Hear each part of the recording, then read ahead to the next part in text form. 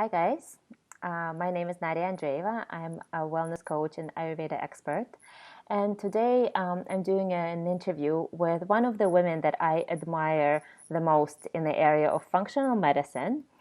And we're going to talk a little bit about nourishing your whole self from the perspective that is somewhat similar to Ayurveda, but also covers a lot of knowledge and wisdom from functional medicine, but in a way that's structured yet feminine, which I find a very, very rare combination.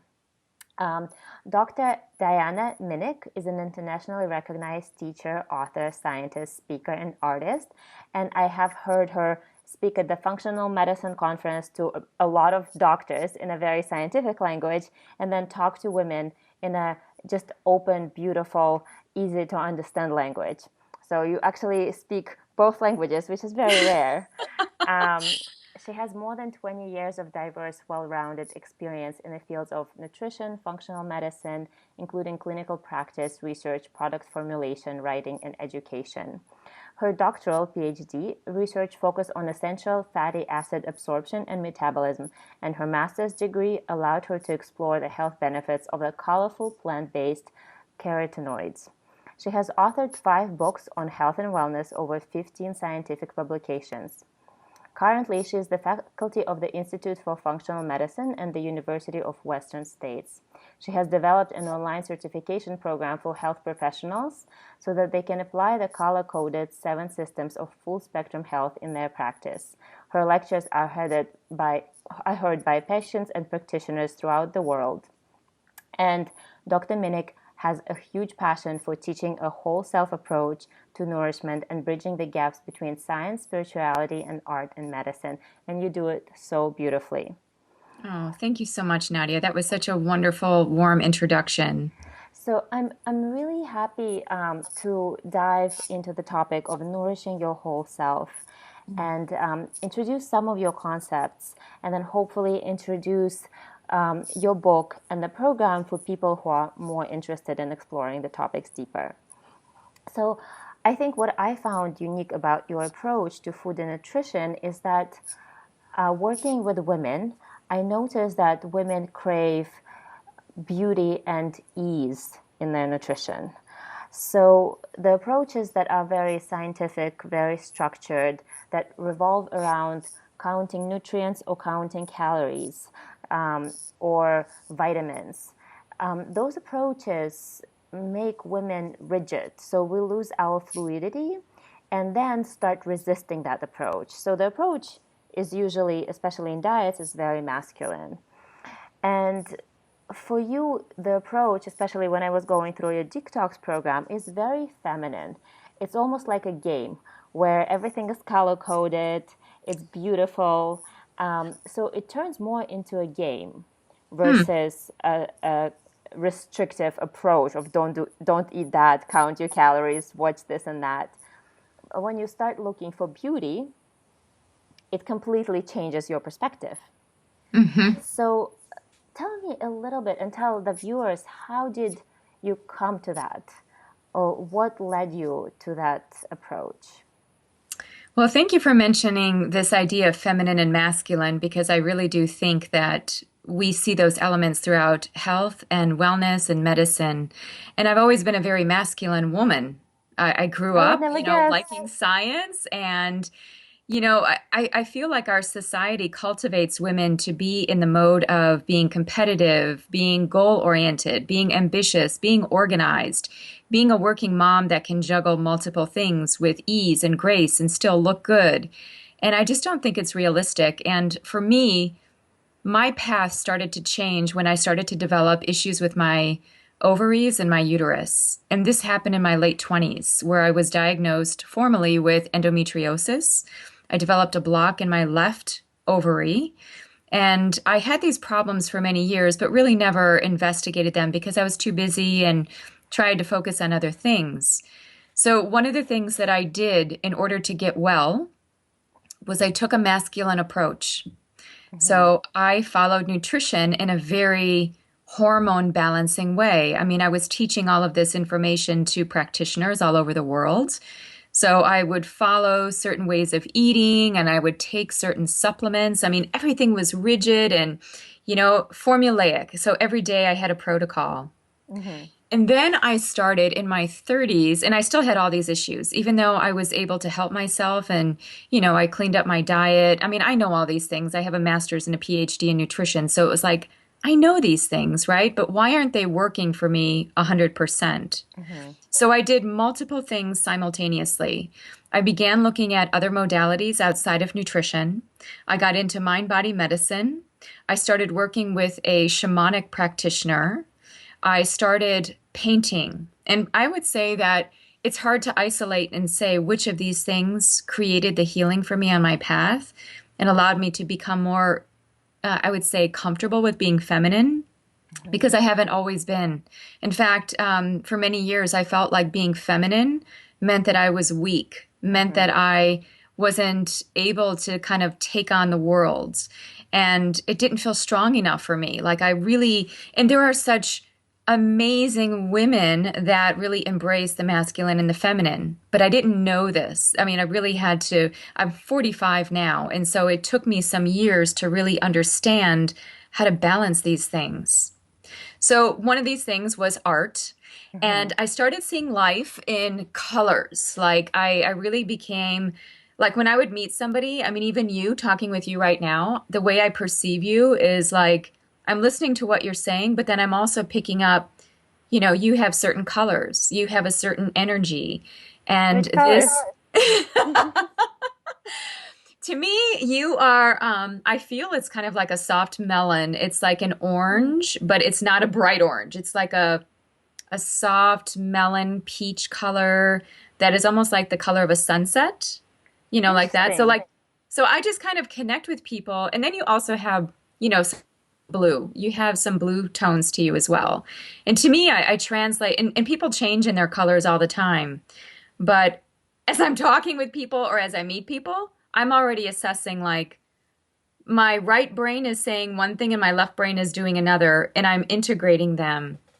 So that's kind of like my journey. I paint. I recently was just painting, and whenever I paint, it's a very feminine experience.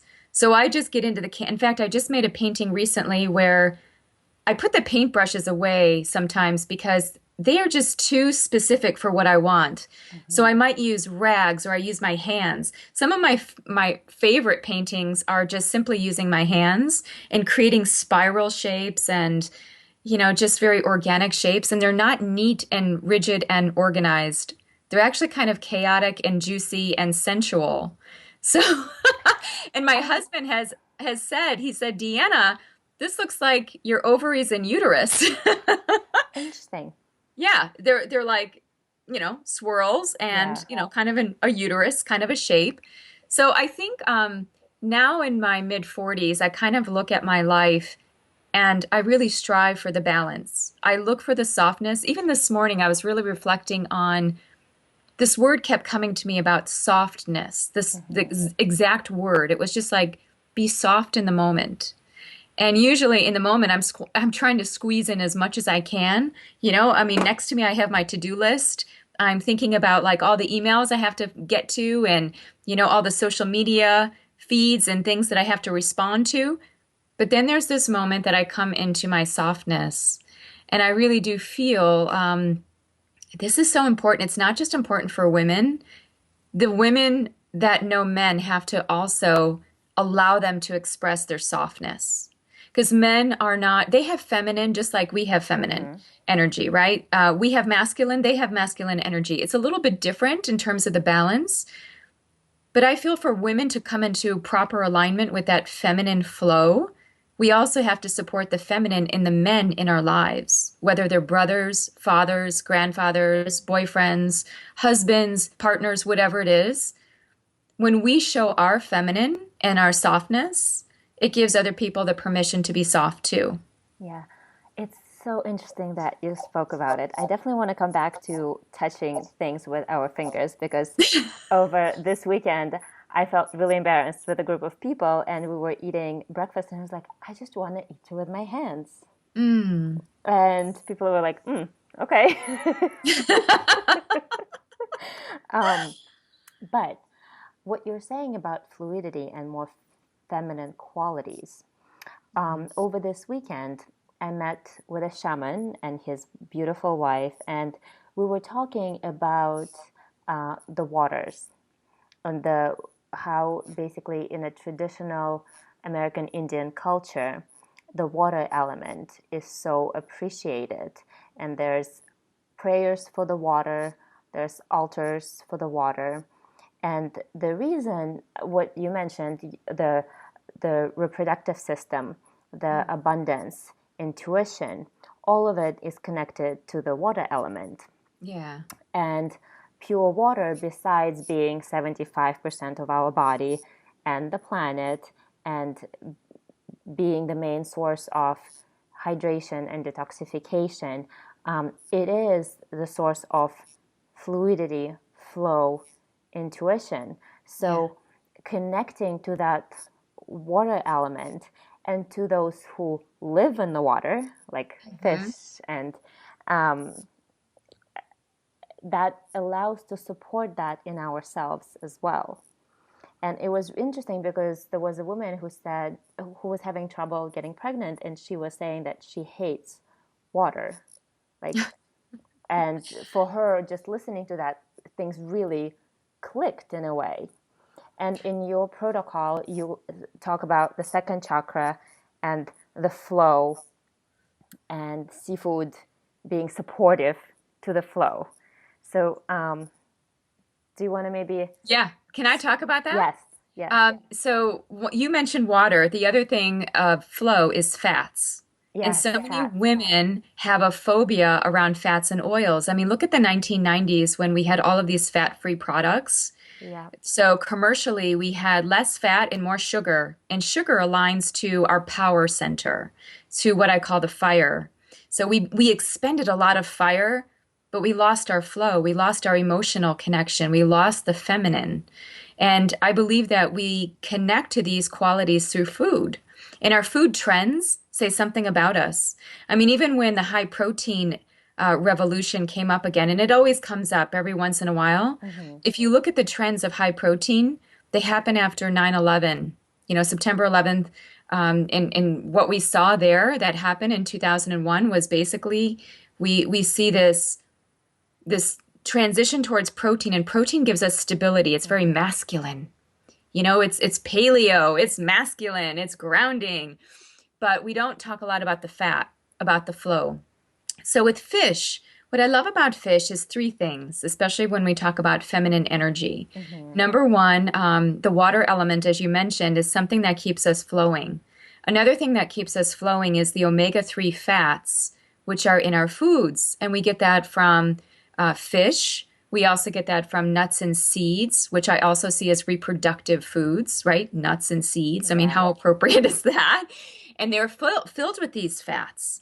And so every cell in the body is comprised of these fats. And the more that we have of these flowing fats versus the solid structured fats, the more that we actually communicate inside our bodies. I mean, if we take this away from physiology and just Mm-hmm. look at the spiritual symbolic connection of this, it's almost like our microcosm, who we are at the cellular level, is much greater expressed when we have these fluid flowing fats. And what's interesting is that most of our food supply doesn't have these fats. We have a lot of inflammatory fats. Yeah. We have a lot of animal fats that are solid and stacked and structured and clogging. We need these fluid fats. The other thing I like about fish, so the first thing is that it lives in water. Mm-hmm. Second thing is that it has high omega-3. And the third thing is that if we look at salmon, especially wild salmon, it's orange. Mm-hmm. And orange is the color of that feminine flow. Yes. It's playful, it's sensual. I remember for many years when I was especially going through my school, when I had to be very disciplined and very scientific, I didn't wear any orange. In fact, I couldn't stand the color orange. You couldn't Oh, catch me in interesting. orange. And now and I have orange hair. I have orange clothes. I'm much more embracing of this color. Mm-hmm. So it doesn't mean that you have to eat fish in order to be more feminine. That's not the message here. The message is more symbolic, that maybe even just bringing in some of this orange into our lives, bringing in some more creative expression, because that's the feminine. The feminine is creative, the masculine is structure, which is good because you need the two together. If you were all creative and all artistic and had no organization, you're not going to really move forward with your art potentially. Yeah. And if you're all structured with no substance, then all you have is a good skeleton without really depth and meaning and life force. So these two things I think are really woven together. It's not about, femininity in the way of I guess being a feminist, because that's Mm-hmm. not my advocacy, because that's almost like taking a masculine approach to being Yes. feminine. Yes. So I'm not about that. I'm just about balance, and not just in women, but also in men. And I really like where you talk about the symbolic relationship to elements, because I think that gives us an opportunity to see food differently and Hmm. also be more mindful. So, um, taking the water and whenever you drink the water, connect to the flow and fluidity. Yeah, So I think as long as that's in our mind and that's our intention, that changes the whole process. So in Ayurveda, there's a concept that opposites create balance. So when we feel too rigid, we'll look for whatever is going to give us more flow. And when we hmm, do need more stability, we'll look for things that are already more stable and more grounding. So I think it's very that, true. yeah, that idea of symbolic relationship with food is just absolutely beautiful and so goes so far beyond just nutrients and ratios of proteins and carbs and fats. Well, Nadia, that's why I like how you really opened up this dialogue, because I think for women taking a masculine approach to food, it has only gotten us so far. We've forgotten our stories. We have forgotten symbolism. We have forgotten archetypes. We have forgotten the goddess that we are connected into. And I even talk about the chakra system and how it's Mm-hmm. connected to each goddess. And many of us are really connected into our solar plexus, what I call the fire, because it's our external world and its achievement, its power, its organization, but it's also judgment and perfectionism and being opinionated. So it can really take us down another tract with our whole eating landscape. So when we bring in more of the softness and the feminine in the story, it's like all the S's, being sacred, being Mm-hmm. soft, telling story, symbolism. All of these Oh, I things love are that. really, yeah, it's all the S's of, it's almost like just get us to like, be in that space of silence. That's another S too. It's I really like because it. yeah. And I think that for masculine, it's all about the A's. It's Mm-hmm. achievement, it's aim, it's ambition. All these things, and they're good. We wouldn't want to not have ambition, but we can't let it overtake us to the point that we lose that ability. So yeah, back to your question about the fish and about let me just mention about cravings, because Yeah. just last week I was craving shrimp. Mm-hmm. Shrimp and crab. And of course, you know me, I think about the science, and I'm thinking like, okay, what do I need? Am I lacking cholesterol or some minerals? So I think about that, but then I also think maybe I'm needing more flow. Maybe I'm Mm-hmm. needing to connect to the sea. And the way that I can do that is by eating this seafood. And so I honored it. For me, I don't subscribe to a certain diet where I say I'm only going to eat these things. Although I take that back, because there are certain things like gluten and dairy and sugar that I really do minimize. But for And I think everything there's else, certain foods that they're almost considered non-food at a certain yeah, point. right, right. Yeah. But, with Ayurvedic medicine, they talk a lot about dairy, But right? it's And a I think completely different kind of dairy. different kind of dairy, different quality, right? So Yes. just to kind of, If yeah, you have a cow that lives in your garden and you love and milk every day yourself, maybe that would be a different very story. different story. Yeah. So I think that honoring our cravings as a way to bring out our story and bring out the symbolism of what our life is about. And I do a lot of that work with people and especially in groups because everybody seems to have a craving or an unmet need. And sometimes that's what the food is symbolizing is not just the nutrient, although it could, Yeah.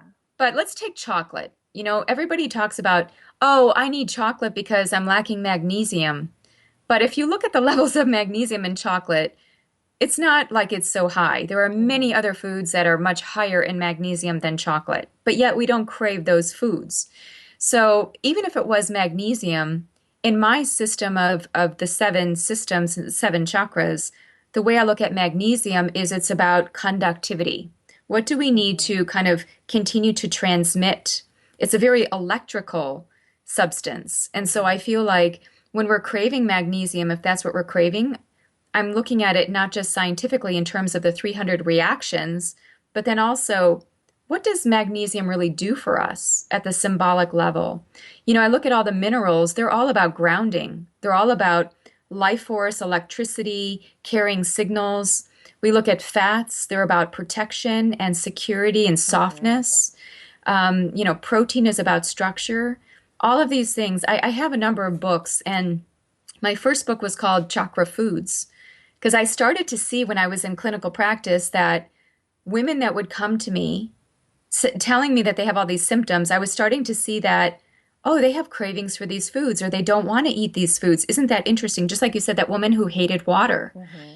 I have seen many women who hate fat or they're afraid of fat. They actually Right. have Yeah. fear of fat.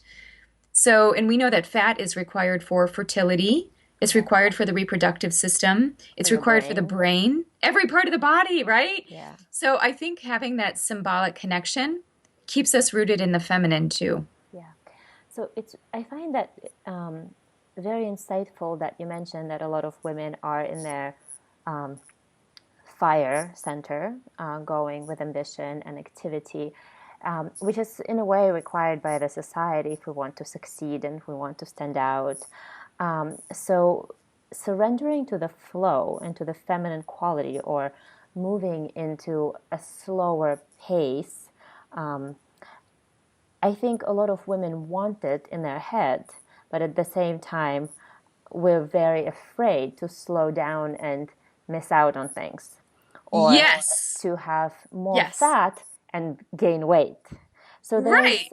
there's a theoretical acknowledgement of yes, it sounds beautiful. I would like to be more slow and feminine, but then there's a lot of resistance because of fear, because we don't trust that in reality that's what's going to happen. We don't trust that when we slow down, things will be still working out and we'll still get accomplished a lot. Yeah. And if we eat more fat, that the body will actually reduce the inflammation and lean out. So, how do you help your clients and the women in groups to gain that trust so they can actually follow through on that desire? I'm glad that you asked that question. Let me just get this chart, which I keep by my. Ah, it's not here. I have it. Just a second. Let me get my chart.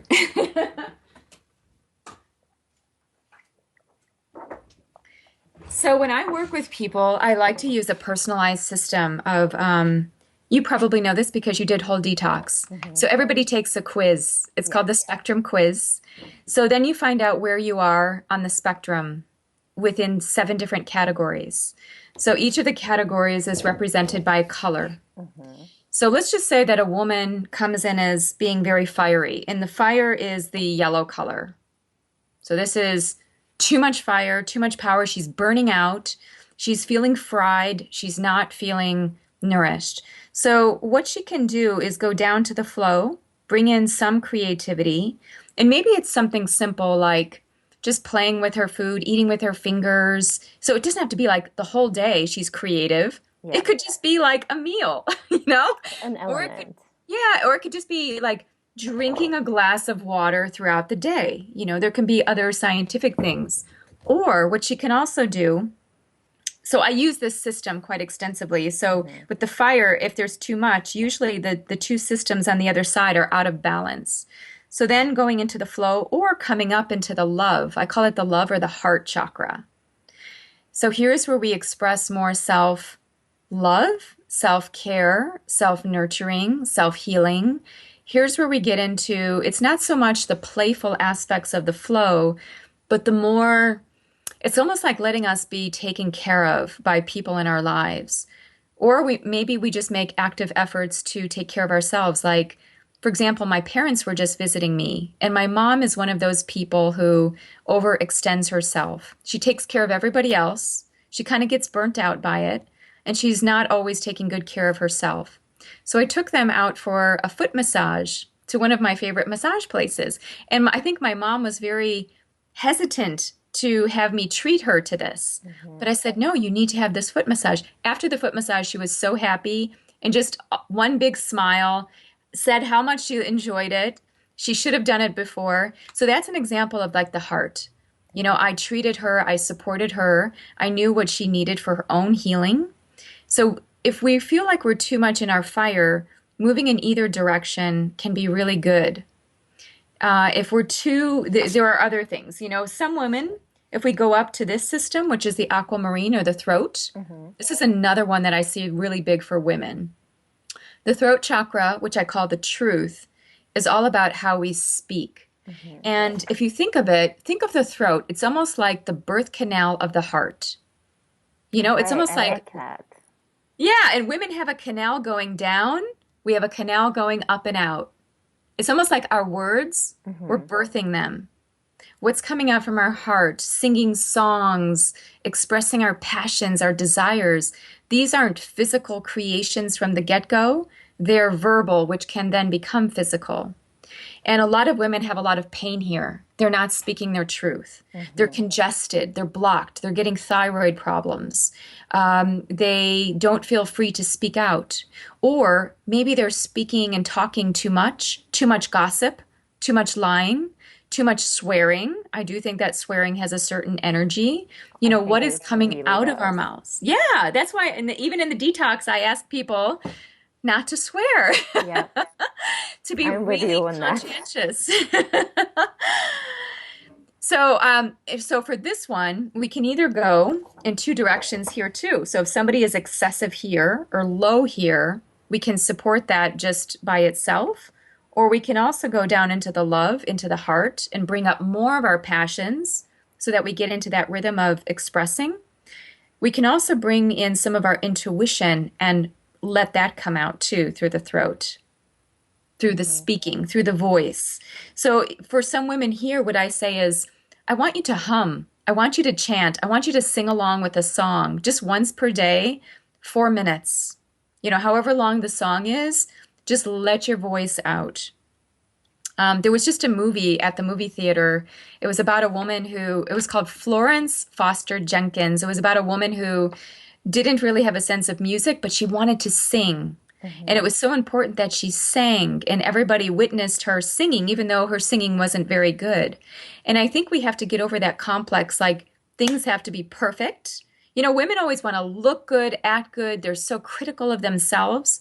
Sometimes we just have to do it. And the throat is begging us, really Yeah. begging us to be authentic and just to be in that space of accepting. You know, the heart is about that acceptance, and then we get to be who we are by what we speak in the world. So I just went on about the truth. I I just wanted think, to show the complexity of these systems, though, yes. and then also, you know, how they're aligned in the body because they're each connected to an endocrine gland, as you know, Nadia, of Yeah. course. You know, so the reproductive organs, the pancreas. Why do so many people have digestive issues? You know, they're burning out their solar plexus, Hmm. right? It's just, And it's interesting because you can explain it from basically any perspective, from the functional medicine perspective and how that affects everything from our acid production yeah. and enzyme production when we're stressed out, to the Ayurvedic perspective, to the energetic perspective. So that's why I think your system aligns so beautifully with almost everything from the ancient world and the modern science. Well, I find that it works because if we just, in functional medicine, we talk about body, mind, and spirit, Hmm. but we don't get into the complexity of what that means and how Yes. do we assess it. Yeah. Yeah.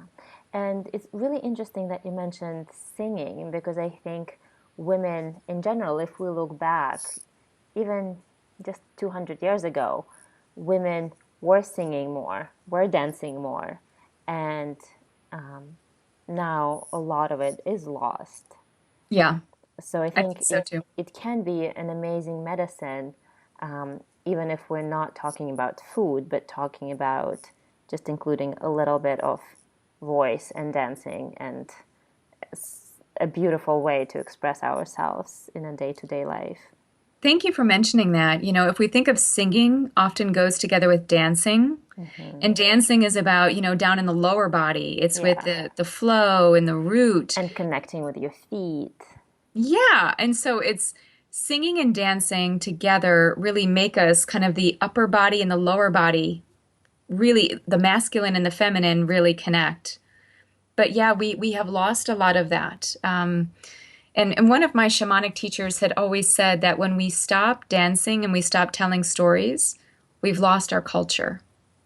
We Yeah. because really that feminine energy of sitting around in a circle. Yes. Circles are very feminine, right? Yes. Squares are masculine. When we sit in a circle and we tell stories, we listen to each other, and then we dance, we play, we sing, all of these things are just so beautifully feminine.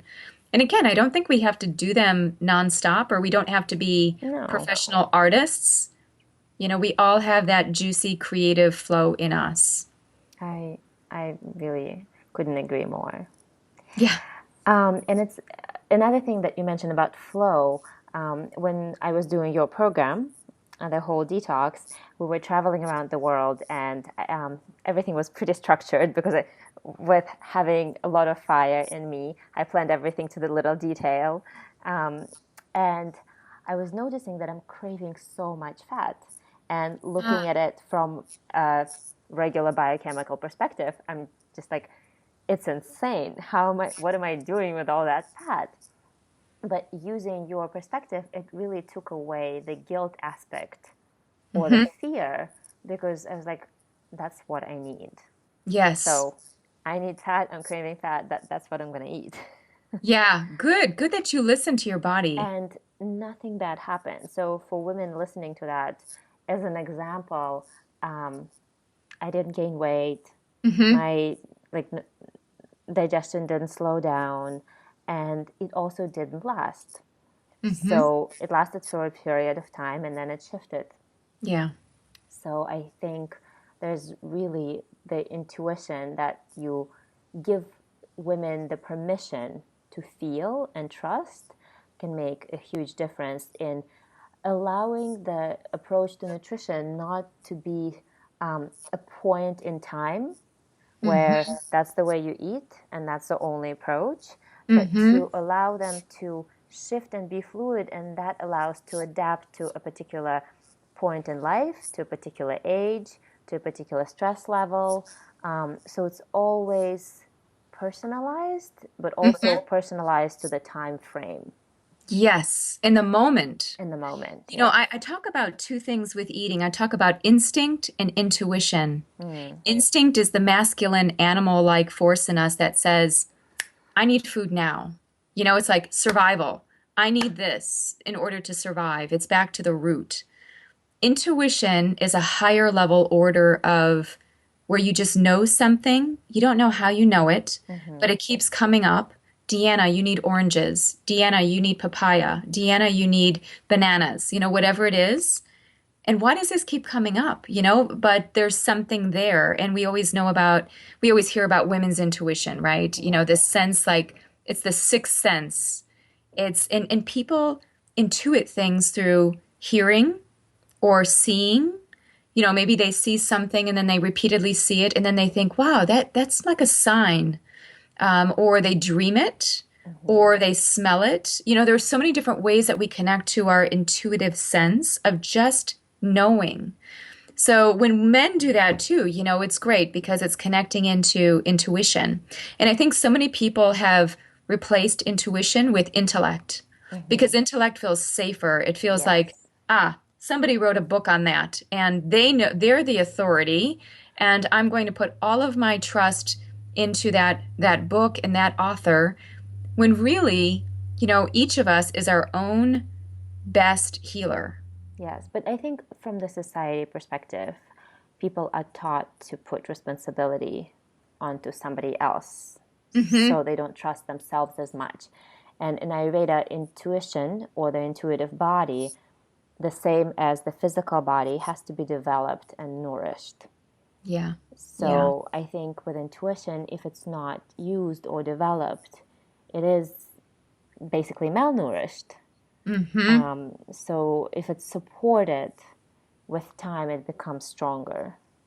It's a muscle. It's almost like a muscle that we can't see, right? It's Yeah. invisible. And the more that we dialogue with our intuition and we connect to it and we actually do what it says, and it doesn't have to be just about food. Mm-hmm. Oftentimes we get a sense, like for me lately, I've had this sense like, okay, I need to do more activity, physical activity, in this particular area for me. Like I want to work on my arms, I want to work on my upper body. And it keeps coming up intuitively. It's not even Mm-hmm. like I'm thinking about it or I'm reading books. It keeps coming up like, work on upper body strength. You've worked on lower body, now work on upper body. I don't know where it's coming from, but I continue to get that sense. So that's something, if I don't honor it, then it's like a gift that we have never opened. Yeah.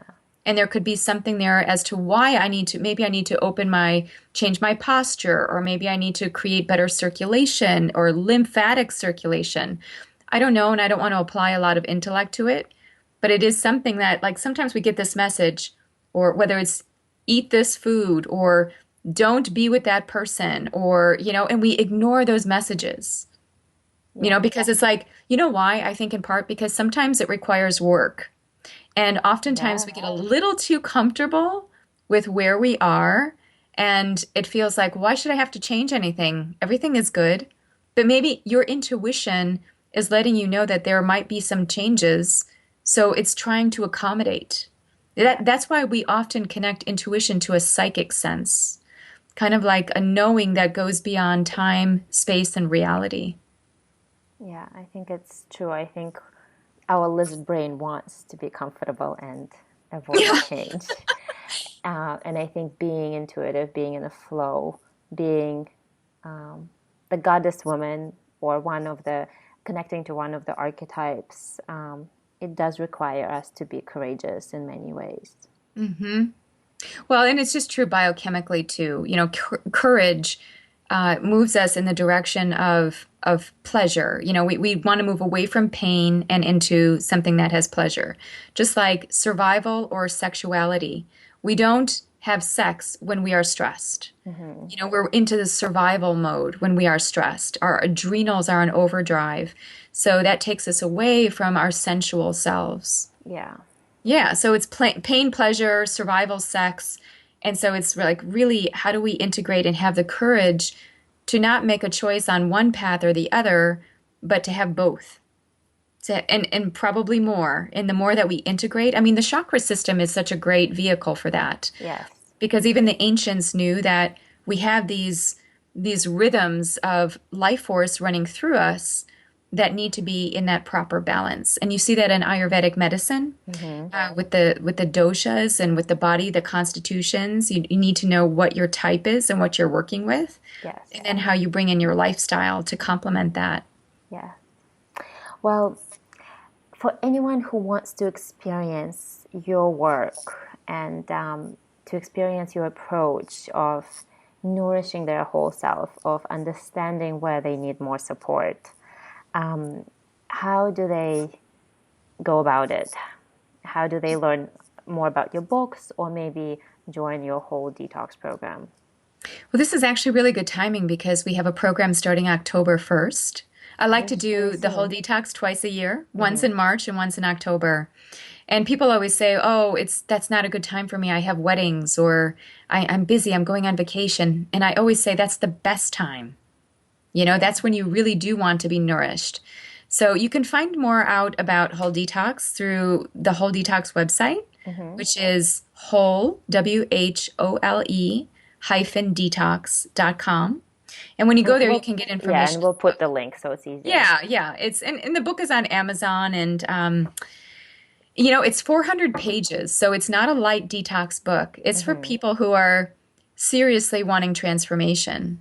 I have put my heart and soul into this book, and it's really the culmination of several, like 2 decades of my life, where it was really this unraveling in this process. And I also have a whole detox community on Facebook where I did a book club just for free, just kind of like because I know it's dense information, it can be very intimidating. I take people through it just in bite-sized morsels so Hmm. that they can digest it. Because I mean, and it doesn't matter. Again, there is no perfection in it. It's about just meeting you where you're at. Yeah. And I would say that for me, going through a whole detox while we were traveling, I didn't have a kitchen to cook the recipes recommended, Hmm. but it was really easy to look for colors. Like Yeah, it's a red color. I can find reds everywhere. anywhere. Yeah, So, exactly. and the same was for purple. And that's why I think having it as a game for me was just so much fun.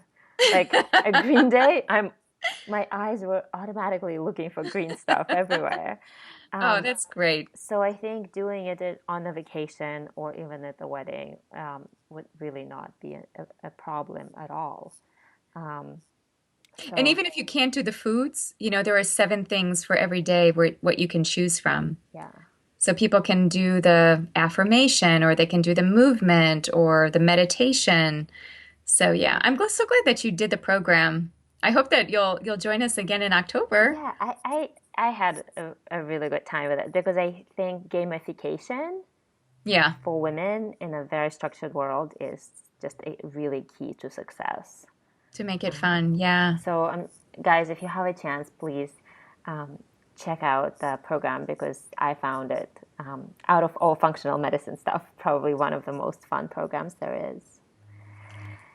So, Wow. So good to hear that. Thank yes. you. So, thank you so much for being with us and Oh, thank you. for letting the dialogue flow and exploring such important topics of fluidity and feminine qualities in our life. So, Oh, thank you. It's yes, been a pleasure talking with yes, you. I was really happy to connect.